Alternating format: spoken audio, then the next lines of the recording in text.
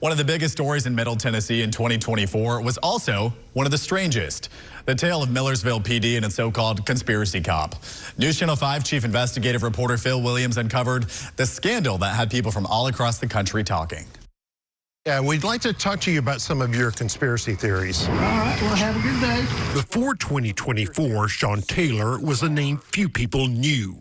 Every time that I will go to an agency and start digging, they will always, as soon as I start showing them everything, they shut me down. A self-described gypsy cop, court records showed the conspiracy theorists had bounced from town to town, sometimes keeping a job for just a few months at a time. If I was still in law enforcement and I wasn't retired, I would be seeking search warrants, I would be seeking arrest warrants and or indictments, and we would be kicking these people's asses. Then in early 2024, Taylor was named assistant police chief in Millersville, Tennessee, which is when News Channel 5 Investigates discovered his checkered past. Some of your theories are so bizarre. Are you worried about them affecting your credibility? I have no worries about that. Taylor subscribes to the QAnon hoax about this D.C. pizza parlor being a place where Democrats kept child sex slaves.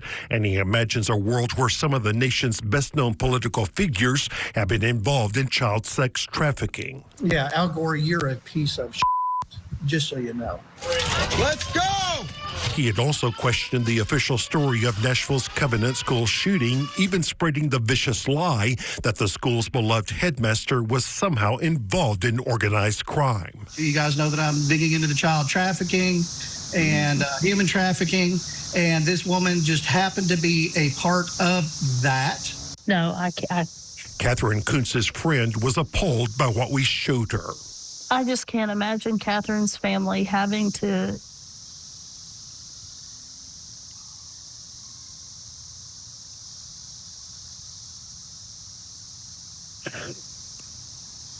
It's hard.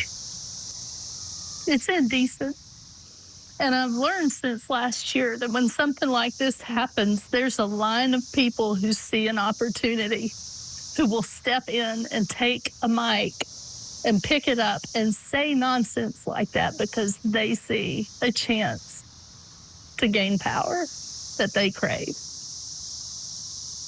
And it just ruins lives. Do you think that Shawn Taylor owes the Covenant families an apology?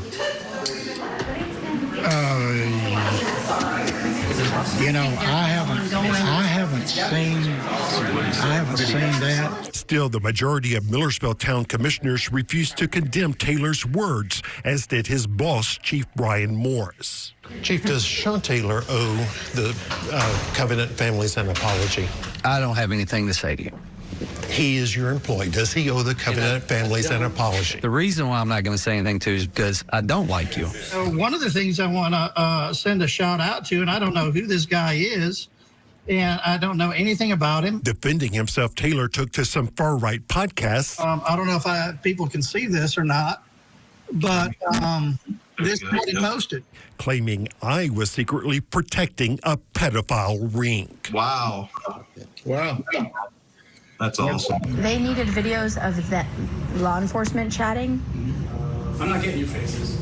Yeah, I'm cool with it, but they wanted to show law enforcement, not us touching the phones. News Channel 5 Investigates also obtained secret recordings from a child predator sting where Taylor brought in a group of self-proclaimed pedophile hunters, even though Tennessee state law says such stings must be the actual work of sworn law enforcement officers.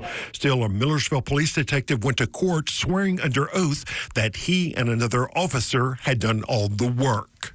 It does not represent the truth of what really happened during that operation. How do you know? I was there. You were the one actually chatting with the suspect. Yes. Then in September, TBI agents raided Millersville Police headquarters along with Shawn Taylor's home. That investigation is continuing. Now Taylor has resigned, with the next chapter in the story of Millersville's conspiracy cop still to be written. Phil Williams, News Channel 5 Investigates. And Phil's investigation of Millersville, as well as various hate groups across our state, resulted in all sorts of threats and other forms of harassment against him in the past year. He reflects on that journey in a special piece he wrote. You can find that on our website. That's newschannel5.com.